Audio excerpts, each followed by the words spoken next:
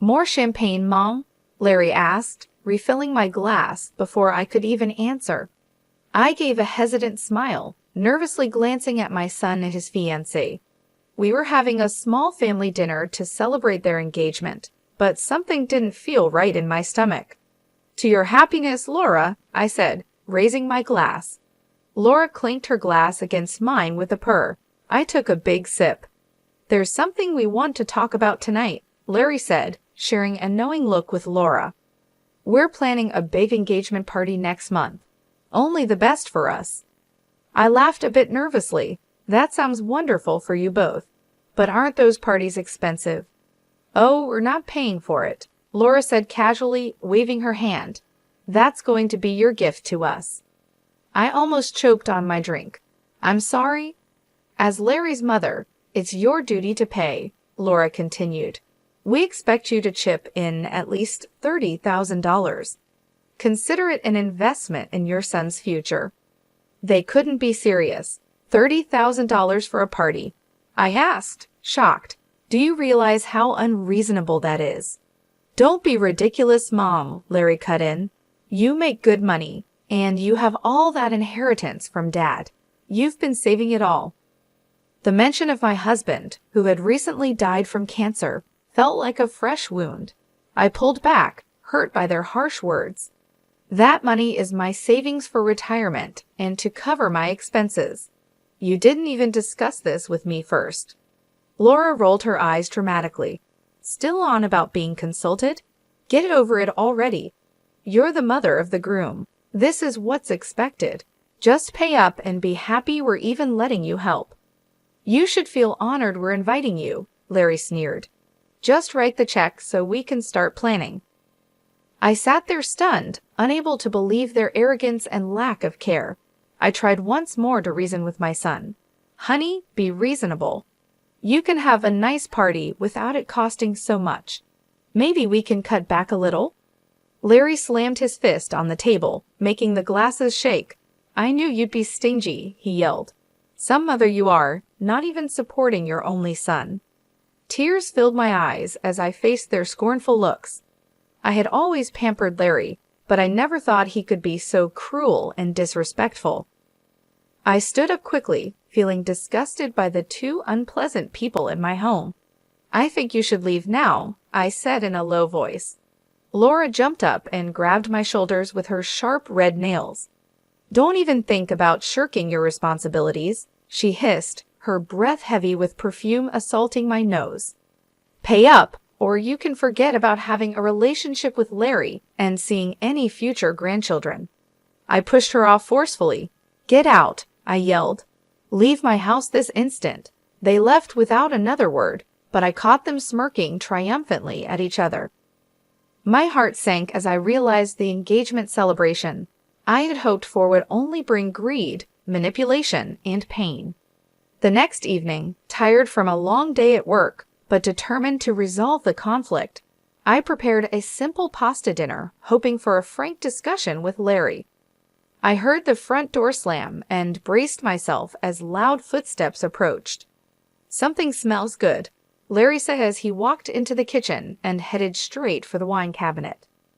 My hopes lifted briefly, then faded as Laura followed him in, reeking of strong perfume. So much for a private chat.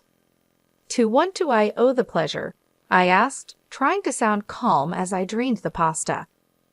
You're going to love what we have planned, Laura said cheerfully, ignoring my tone as she dug through her flashy handbag. We met with the wedding planner today, and everything is set. All we need is one little thing from you. She pulled out a folder stuffed with brochures and invoices.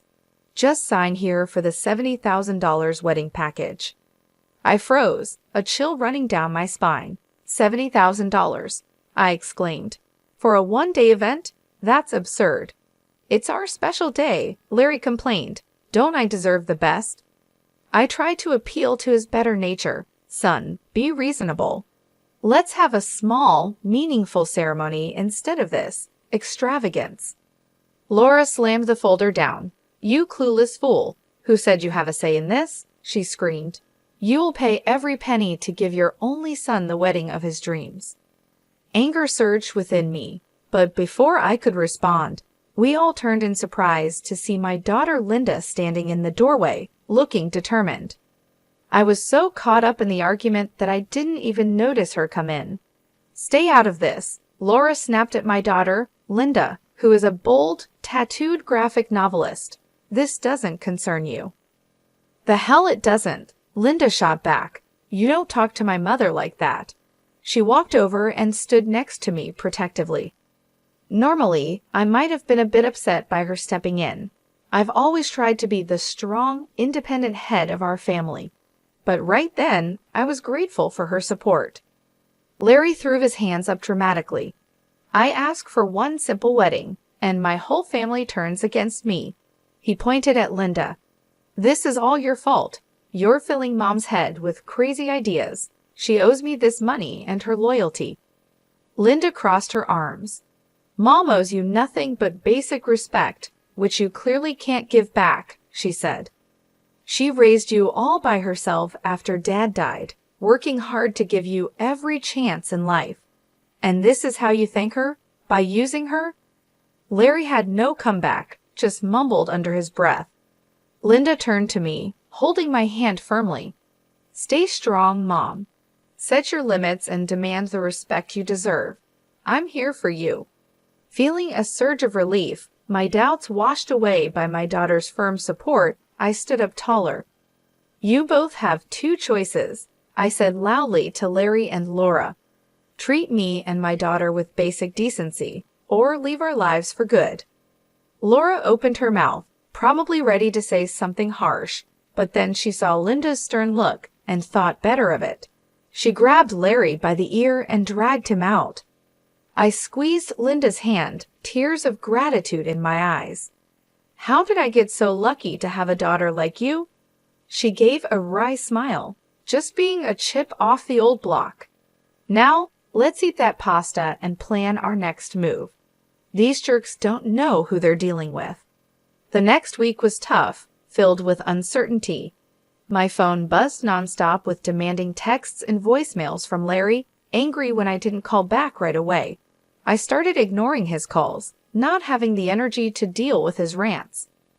When Saturday afternoon arrived, I decided to treat myself to a manicure to cheer myself up. As I relaxed and the technician worked on my nails, my phone buzzed again. Normally, I would ignore it, but this time, I saw it was Larry's number and curiosity got the better of me. "Hi, honey," I answered cautiously. "It's your witch of a mother," came Laura's harsh voice instead, making my blood start to boil. I was about to hang up when I heard Larry in the background. "Is the old bag actually taking your call? She's been dodging mine all week." Then Larry's voice came through clearly. "Mom, what the heck? I've been calling nonstop. Have you thought more about funding the wedding? The coordinator is on my case." I was ready to say no firmly, but Laura cut me off. "Oh, forget it already. She's clearly a lost cause." I heard a slap, like she swatted his arm. "Your mother is a selfish old prune. Once we're married, we'll change all the account passwords so she can't touch our money." My eyes widened. "Our money?" More noise followed. Then Laura sneered. "Why are we even inviting her to the wedding? She'll just show up in some cheap outfit from a discount store." Their loud laughter made my blood boil, but Larry's next words were worse. "Right. And she'll complain about helping us, as if that tiny insurance payout compares to what I make in a month." I was furious. That tiny payout was nearly $500,000 I had saved for retirement, not wasted like my irresponsible son. Laura laughed loudly. "Oh, please, we both know it was your dad's money that got you that job. Your mom couldn't handle money without a man's help." "Absolutely," Larry laughed. "And we're using that inheritance money way better, like our first-class trips to Australia." Their laughter enraged me. I pressed the red button on my phone so hard, I almost cracked the screen. Hearing their cruel words confirmed my suspicions and shook me deeply. My hands shook with anger and outrage. I quickly waved off the concerned looks from the nail technician, threw some cash on the counter, and rushed out the door. I drove home as fast as I could, filled with the need to talk to someone about what happened. Thankfully, Linda was already there, her motorcycle parked unevenly on the driveway. I burst through the front door, and Linda jumped up from the couch, surprised by my upset look. I poured out the whole story, feeling enraged. Linda's green eyes flashed with anger. "Those deceivers," she shouted. "I knew it. They never cared about family or celebration. They just see you as a money source." "I feel so betrayed and used," I said, feeling bitter and trying not to cry. "My own son, how could he?" Linda took me by the shoulders, looking me in the eye. "Mom, listen. We need to get proof and expose these lowlifes for who they are." She slapped her hand with her fist, showing she meant business. "Contact the wedding planner. Get all the documents showing plans made without your oak. I'll look into Laura's background too. I bet her family is rich despite her act." I felt hope and courage rise in me again. Linda was right. It was time to take control and fight back. I hugged her tightly, more thankful than ever for her honesty and strength. "Let's expose them," I said. Over the next 4 weeks, Linda and I collected a lot of evidence showing Larry and Laura's dishonesty. Linda found out that Laura came from a very wealthy family. Her dad owns a big real estate investment company and could easily pay for their extravagant wedding. Meanwhile, I got financial records from the wedding planner showing the huge costs Larry and Laura wanted me to cover $95,000 and counting. "We have everything we need to confront these cheaters," Linda announced, spreading the papers on the dining table. "Let's invite them over to talk about wedding plans, and then reveal what we know," she suggested, her eyes shining with determination. I called them, pretending I was ready to discuss paying for the wedding. They took the bait and agreed to come right away. They arrived on time, the doorbell ringing loudly. Larry and Laura walked in, as usual, full of arrogance and the smell of expensive perfume. "Where's my check?" Larry demanded immediately, never one for subtlety. Laura elbowed him, then put on a fake sweet smile. "Yes, do tell us the good news," she said cheerily. "We have so many decisions to finalize for our big day." I gestured for them to sit down. Linda quietly handed me a thick manila envelope full of damning evidence. My heart raced, but I felt determined. I clasped my hands tightly on the table. "Before we discuss any more plans, I have some concerns," I said. I pulled the papers from the envelope and spread them out in front of me. According to the wedding planner, the current expenses total $95,000. "Can you explain this?" I asked. Laura scoffed loudly. "It's the wedding of the century. What do you expect?" "I expect honest communication about money and shared responsibility," I replied calmly. "For example, why don't Laura's very wealthy parents contribute their fair share?" I showed them a copy of her dad's business profile, showing he was worth tens of millions. They could easily afford it. Laura turned pale, and Larry got angry. "Leave Laura's family out of this. It's my wedding, my financial support," he said, pointing at me. "And you're my mother, so just write the check." Expecting their denial, I calmly slid over a pile of invoices and contracts. "Actually, these documents show otherwise. They have my forged signature authorizing $230,000 in non-refundable payments so far. Care to explain that?" Laura gasped. "Are you accusing us of fraud?" From beside me, Linda slammed her fist down. "Damn right she is," she shouted, surprising them into silence.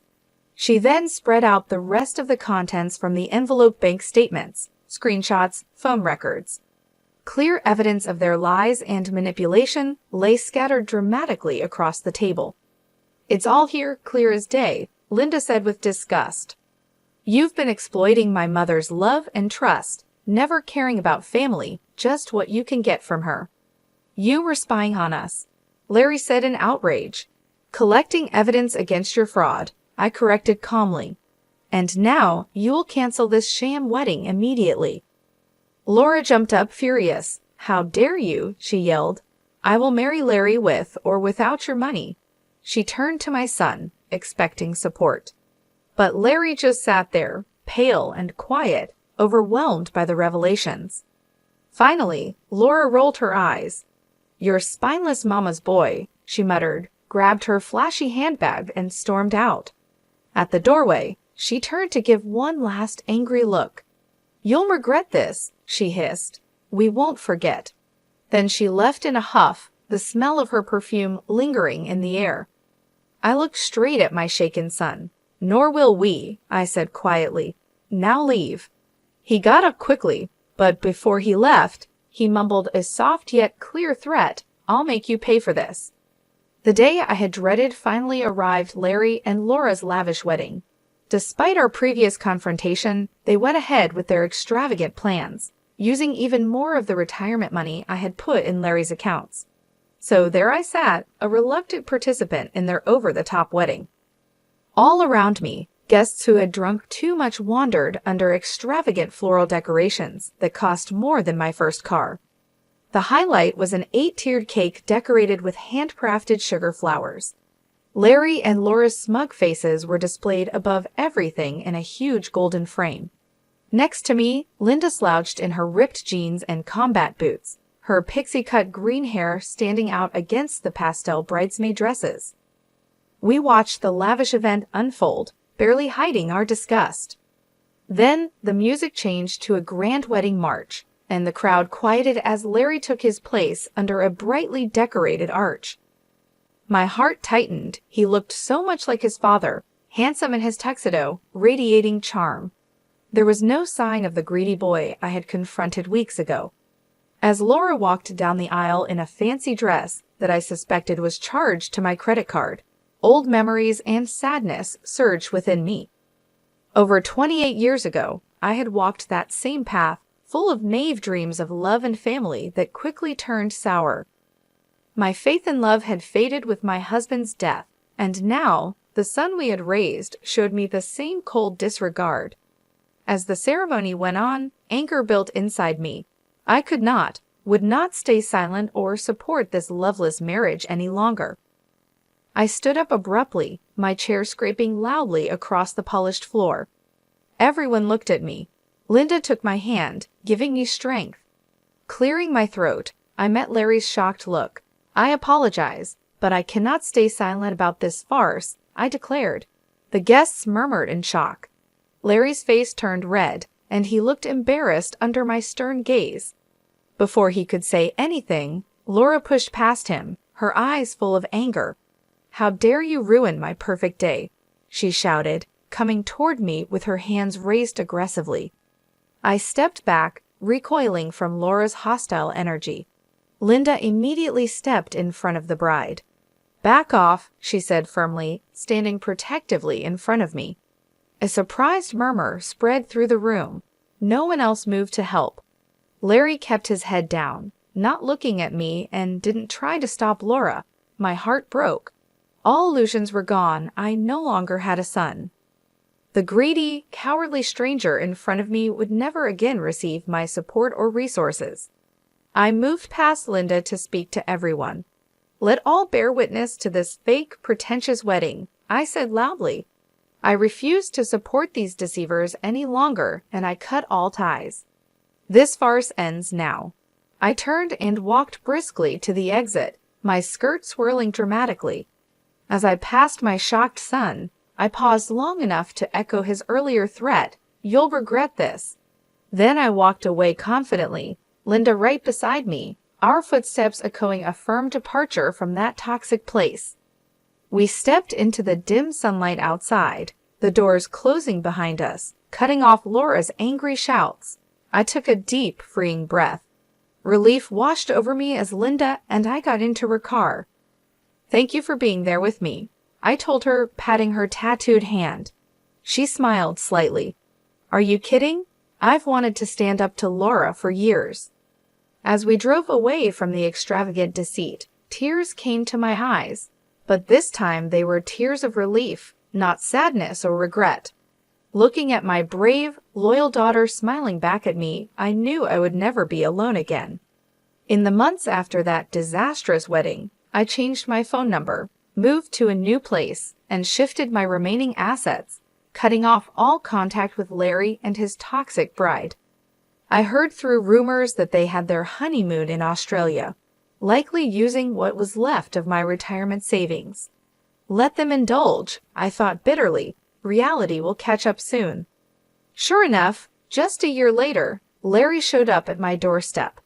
I came home to find him sitting there, unshaven and smelling of stale cigarettes. I was so surprised that I froze, my grocery bag slipping from my hands. Larry's eyes showed a flash of embarrassment. He tried to help me pick up my things, then said quietly, "Hey Ma, can we talk?" I walked past him without a word to unlock my front door, motioning for him to come inside. He lingered awkwardly as I slowly put away the groceries, steeling myself before finally speaking. "What do you want?" I asked bluntly. Larry cleared his throat. "I need your help, just temporarily," he quickly added, as if that made his request any less bold. "I'm between jobs right now, and Laura is upset because I can't cover her expenses." "Absolutely not," I said sharply, cutting off his rambling. I crossed my arms, feeling both anger and satisfaction. "You made this mess, now deal with it." Larry looked shocked, not used to such a direct denial. "Come on, Ma, I'm really struggling here. Can't you lend me a few thousand? I'll pay you back, I swear." I stood firm, unmoving. "You never planned to pay me back the first time you emptied my accounts," I reminded him coldly. "Why should I believe you now?" He blushed. "I was wrong before, okay, but I'm still your son." With a swift motion of my hand, I cut him off. "You lost that privilege long ago. I have no son," I declared, pointing at him. "Now you face the consequences. Get out." He tried to speak, but no words came out against my firm disgust. With drooping shoulders, Larry left my house and my life once again. It was about time he experienced the reality of his actions. I locked the door quickly, feeling a rush of vindication before any pity or regret could set in. There was no forgiving someone who repeatedly betrayed me.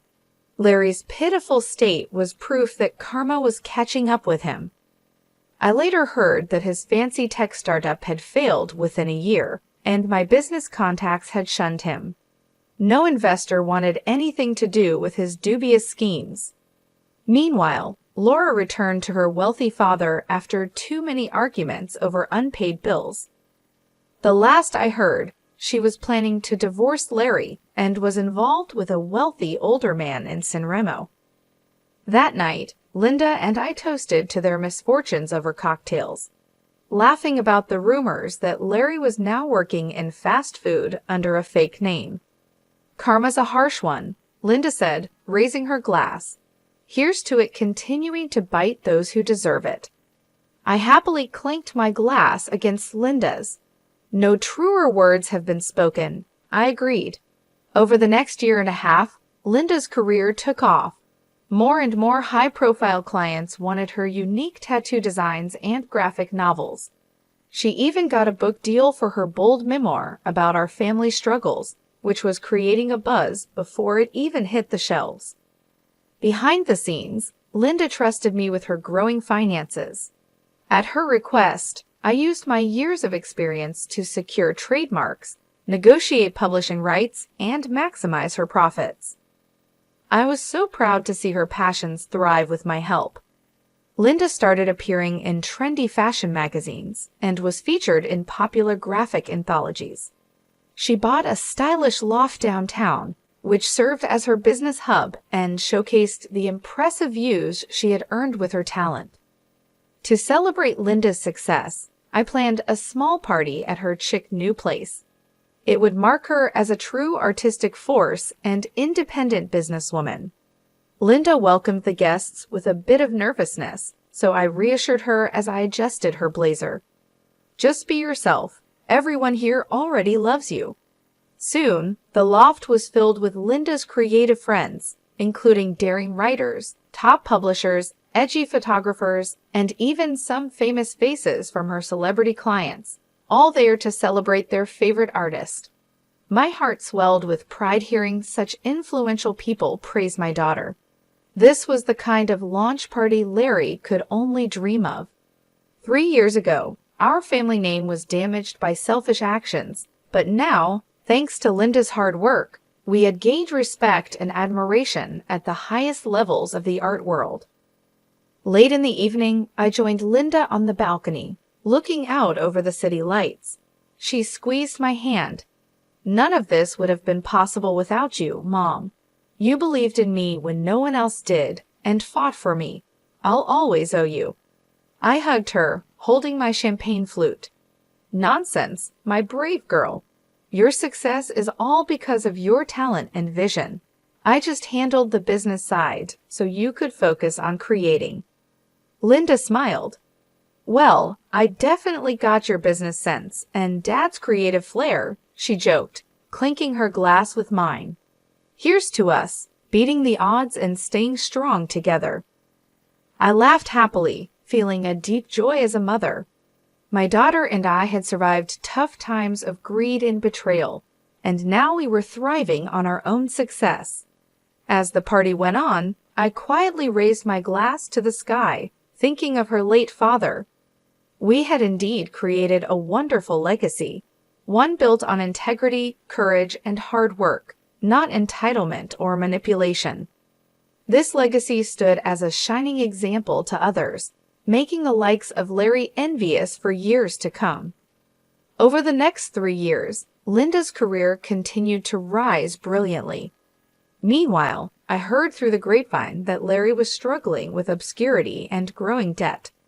His extravagant lifestyle hung on until his credit ran out and everything fell apart. Occasionally, I'd hear about Larry in the gossip columns, from Laura's very public affair to him getting fired from a car dealership for missing payments. I took these stories with quiet satisfaction, confident that our paths would never cross again. I had retired from my corporate role to focus on my passions, pursuing artistic hobbies, helping disadvantaged youth, and planning trips around the world. I also decided to move to a more manageable home and found the perfect place in a scenic coastal senior community. Surrounded by mature trees and vibrant gardens, I enjoyed peaceful walks with close friends, finding a new sense of tranquility. Meanwhile, Linda found her match in Riley, a brilliant software developer who loved her spirited nature. I saw true partnership potential in him right away, and my feelings were confirmed when they moved in together. Soon after, Linda excitedly showed me the unique ring Riley had designed, announcing their engagement. "My darling girl," I said, my eyes tearing up with joy, "I'm thrilled you found someone who deserves your big heart." Linda described her dream of a small garden wedding, much like my own vision from decades ago. No extravagant displays, just a deep, lifelong commitment surrounded by loved ones. I held her hand, emotionally moved by how beautifully she was realizing the dreams her father and I once had. Later, as we planned the wedding over tea and biscuits, Linda hesitated, then mentioned a difficult topic. "Mom, about inviting Larry." I quickly waved off the idea. "Let's not ruin your special day by bringing him into it," I said firmly. Linda looked conflicted. "I just can't help but feel sorry for him, you know. He's clearly a mess, but he's still family even if he doesn't deserve it." "I wonder if including him would be the right thing," Linda said, trailing off, unsure. Seeing my daughter's compassion, even for someone who hadn't shown her the same, I patted her hand reassuringly. "You shouldn't have to compromise your kindness. If it eases your mind to show Larry some small mercy, I can handle his presence just this once." Linda exhaled in relief and squeezed my hand, thankful. "You're the best, Mom. I knew you'd understand." Our sentimental moment was suddenly interrupted by my ringing cell phone.